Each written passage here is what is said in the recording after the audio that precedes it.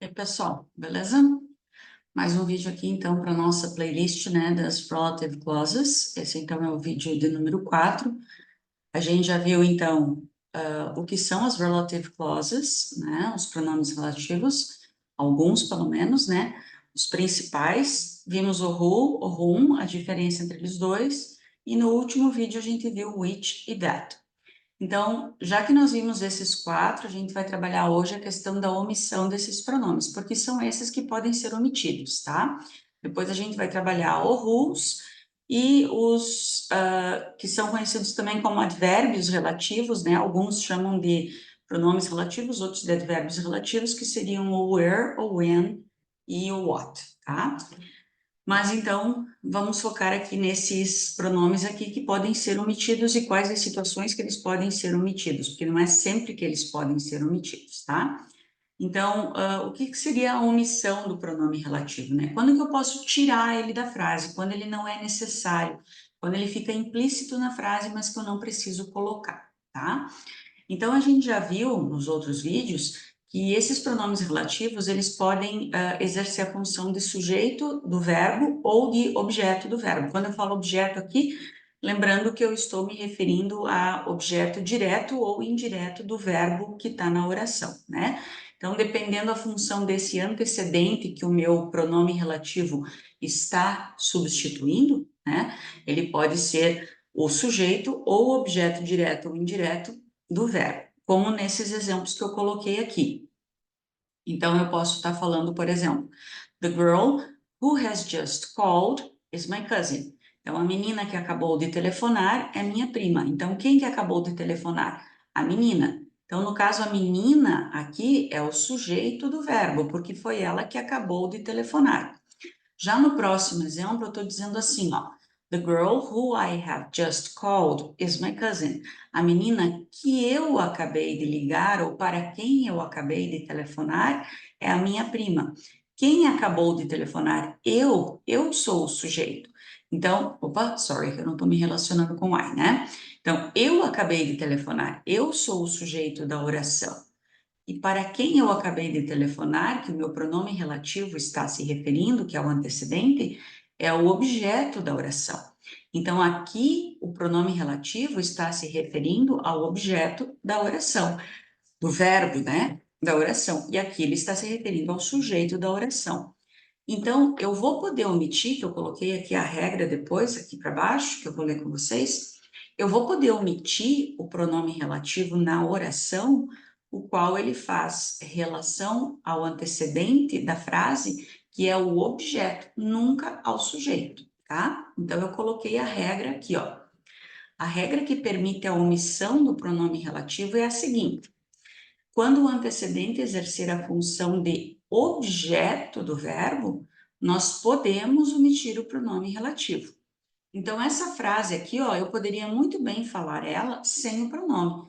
Eu poderia dizer: The girl I had just called is my cousin. The girl I has just called is my cousin. Já essa primeira eu não posso omitir. Eu tenho que falar o who. The girl who has just called is my cousin. É claro que eu poderia substituir pelo that.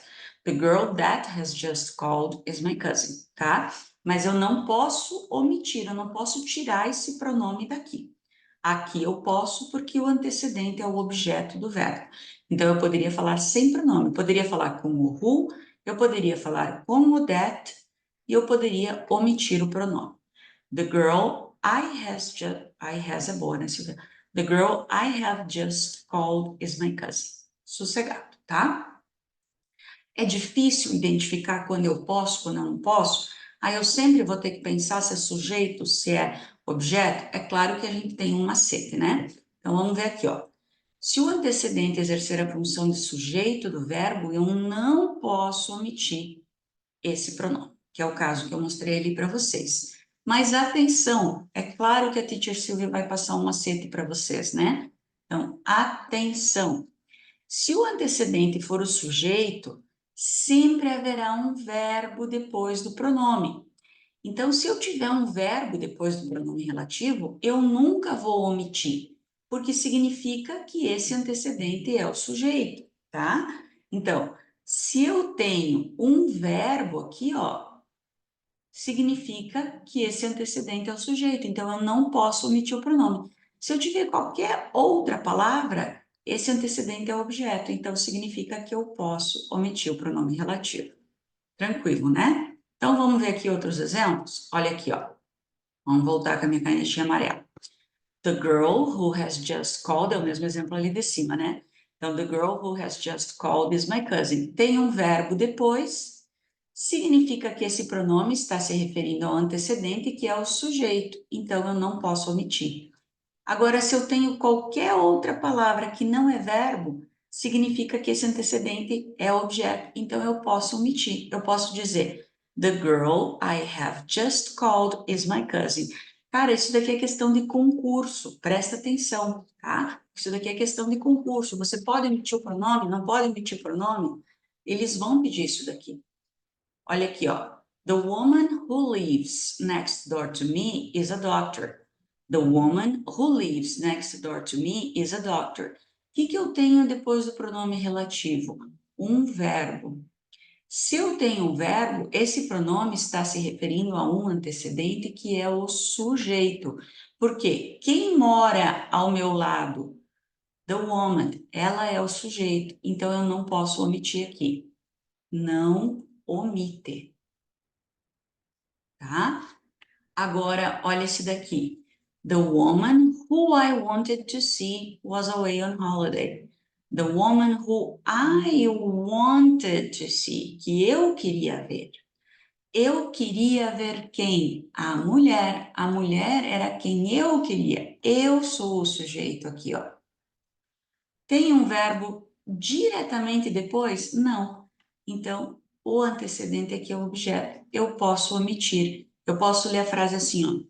The woman I wanted to see was away on holiday. Então, aqui eu posso omitir.